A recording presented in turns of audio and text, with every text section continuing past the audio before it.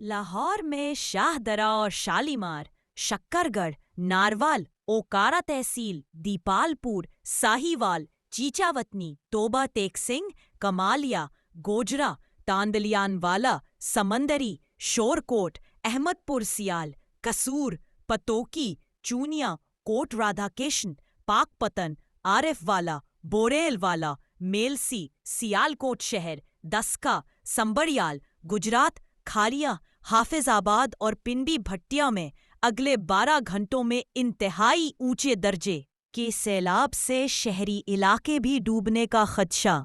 अता तारड़ की ARY पर गुफ्तगू। अभी तक दरियाओं में पानी का जो डेटा आ रहा है वो बहुत खौफनाक है। Ravi 2 lakh cusec, Sutlej 3 lakh cusec, Chenab 5 lakh cusec. जब ये सारा सैलाबी रेला हेड पंजंद के मकाम पर मिलेगा तो सोचें 12 से 13 लाख क्यूसक पानी जनूबी पंजाब से लेकर सिंध तक कितनी तबाही मचाएगा। नई ताज़ा सूरत हाल जानने के लिए चैनल मैसेज ऑफ इस्लाह को सब्सक्राइब जरूर करें।